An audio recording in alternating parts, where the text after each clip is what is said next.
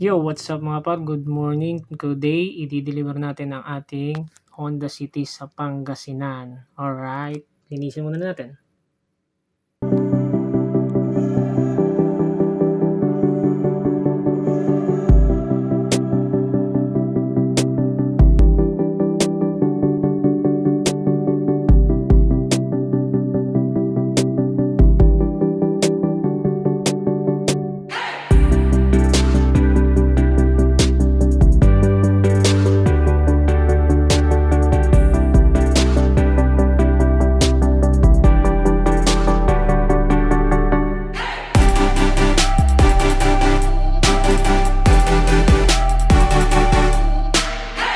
Ayan na nga guys ang resulta ng ating paglilinis. Bago tayo umalis, kailangan malinis. Depende nila kung madudumihan ulit. Ayan po ang aking mga kasamang pupunta ng Pangasinan. Magbibigo muna kami. Si Emax sa si Utol. Yo, good morning mga par. Ngayon nga ay ihahatid na namin ang Honda City sa Pangasinan. Alright, let's go.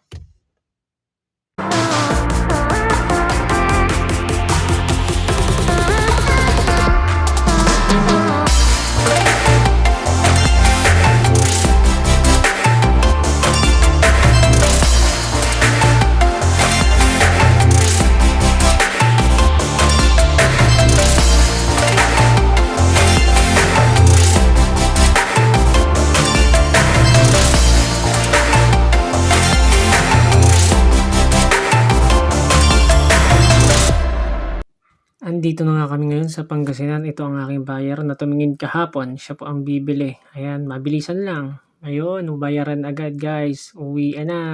Ayan. Uwi na si Sir. Taga Pangasinan lang siya pero nag-aapura siya.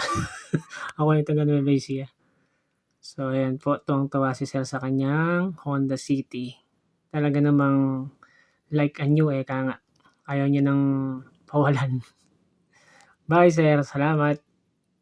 Ayun. Yo guys, mabilis ang transaction na nangyari sa amin ni Sir doon sa Pangasinan kasi nga kahapon chinek na nila yung sasakyan. Then gusto niya nang kunin sa sasakyan kahapon kasi hindi niya makuha, di siya nakapag-withdraw kahapon na.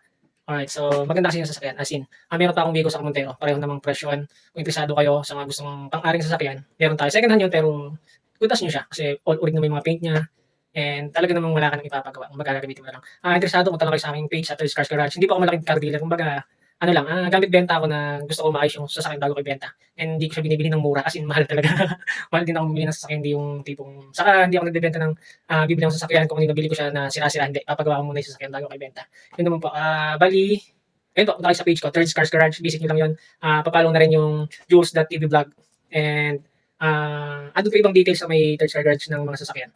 Makikita niyo po doon yung mga features, then ibang details ng sasakyan. Then meron kayong tanong, andun yung number ko, tawag lang po kayo. Pwede natin deliver yan, basta sa ano lang, depende sa din sa area. Pag-usapan natin yung price. Thank you. Peace.